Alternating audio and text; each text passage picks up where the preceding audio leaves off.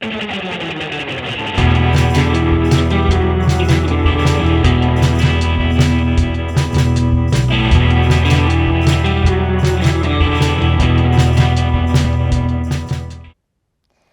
we're going to kick it off to our on-the-spot correspondents, where they're going to be reviewing Cloverfield.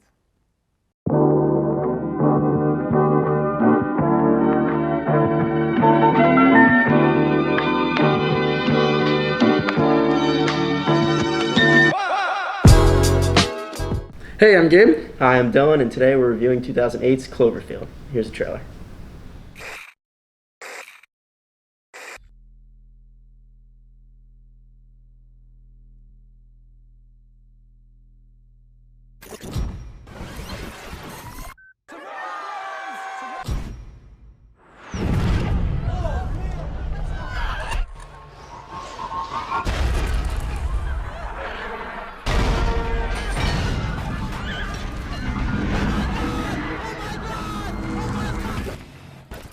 My name is Robert Hawkins. Approximately 7 hours ago, something attacked the city.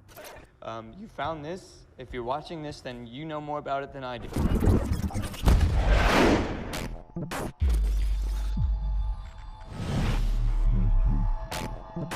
Hello?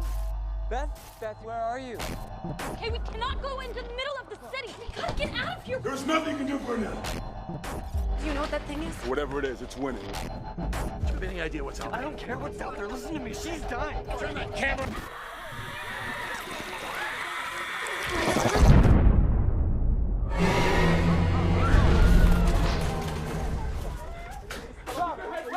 Rob, I saw it. Rob, it's a lot.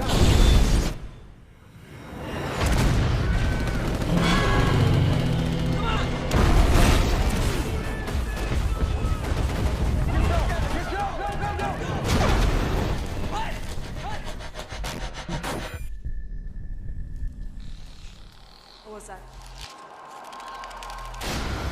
Run! Still filming? Yeah. People are gonna want to know, how it all went down.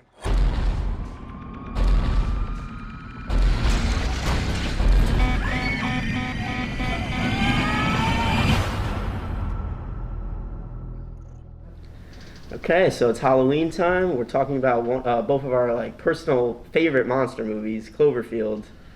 Gabe, what do you think about this movie? Okay, so I have seen this movie. It's got to be in the double digits now. Yeah, for sure. I love this movie. Directed by Matt Reeves, written by Drew Goddard, who does one of my other favorite horror movies, The Cabin in the Woods. Yeah. This movie is it's so good because it gets better on rewatch. Fun fact for you, the movie is exactly 80 minutes long without the credits. Yeah. Good Now, pacing. This was filmed on a mini DV camcorder. 80 minutes is the length that it can hold. So it's like, boom, mind-blowing fun fact. Yeah.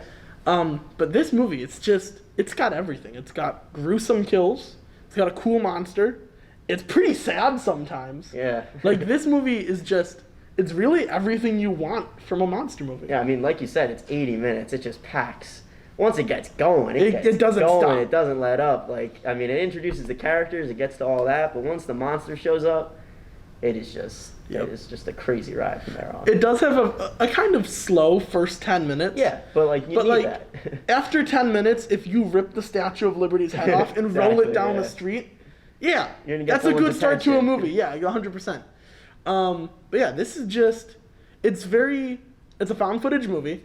And so Yeah. I know some people hate that because It's they probably don't my favorite in the genre. Yeah. I gotta say, I'm not a big fan of this genre, but this movie does it so well that I don't hate it. I don't hate this movie. I think it's kind of second to Blair Witch, but that's just personal taste. Both for good. But I know some people hate it because they hate the shaky cam. But if a monster was chasing me, I would be shaking. I don't care. But the camera is held by T.J. Miller throughout it. So we do get his comedic quips as everything is going on, and he's very much, I think, an extension of ourselves. Almost. Kind of, yeah. He's kind of like the placeholder for if we were in a freaking monster attack in New York. But this is just a crazy movie. I don't even know a better thing for it because it's 80 minutes. Yeah. And like you said, once it starts, it does not stop. It's a crazy movie, and there's that part, it's a dark subway. They have like the night vision on the webcam. And there's just these little monster things just crawling towards them. Those used to scare the crap out of my brother. Like, it's just they're horrifying. It's scary, and like they bite a girl, and then she explodes like 10 minutes later. It's something I love so much about this movie is like it's so simple. Like it's just a monster attack, but you could tell they put so much work out. Like the monster design is just insane. It's gorgeous, and they just do so much to like add to the lore of like what's going on that like you really could do a lot of research and find out so much more, which is I find so cool. Yeah, like we said, it's very layered, and even its 2 spin-off sequel-ish movies, whatever you want to call them, 10 Cloverfield Lane and the Cloverfield Paradox, while they're not as good as this one, they definitely do add to the lore of this movie. There is a huge following for this movie, actually. Like, there has been clamoring for a sequel for years. And now that I would love a sequel. Well, a direct sequel is actually in production right now. So I hope so. I've been saying that. I'm very excited, and it's like this movie is set in New York City. Yeah. And like it uses that surrounding so well. Yeah. Because they are going from one edge of New York City to the other, and it's like the monster keeps chasing them no matter what they do. Yeah, like you said, they use the subway well. They use just famous monuments very well. I mean, one in particular. They rip off the Statue of Liberty's head. Yeah. I mean, this is just not. There is no better movie for Halloween, in my opinion. It's one of the best monster movies from recent memory, in my opinion. And like I said, this is a PG-13 movie. So like personally, this is my like introduction to people of good horror. But like they get a lot of violence out of a PG-13. No, a man gets chomped in half. Like they really get a lot out of that. No, they definitely do the most they can with that rating. What do you think you would rate Cloverfield if you had to rate it out of 10? If I had to rate Cloverfield out of 10, I gotta give it a solid 8. And like, there's just so many things about this movie that like upon rewatch just get better and better. Yeah. The fact that if you listen to the very end, they're not saying help us, they're saying it's still alive. Like, I mean, sequel, please. And it's a heartbreaking movie. At the end, it's very sad. Like, yeah, I mean, the two people. There is a relationship. I mean, amidst all the monster mayhem going on, there is a story that does tug at the heartstrings a little bit. Spoiler alerts if you haven't seen it, but it was 13 years ago, so like you have no good reason not to at this point. But it's so sad, and like, anytime a monster movie ends with me just feeling bad for everyone involved, I think it does a good job. What about you? What would you rate it? Personally, I mean, I really love this. I got to give it a 9 out of 10. It is a solid monster flick. I mean, if you're just looking to have a good, scary time, just a quick watch, turn this movie on. It's just a perfect for Halloween time, perfect for any time. 100%. Just a good, solid watch. All right, let's go back to you guys in the studio.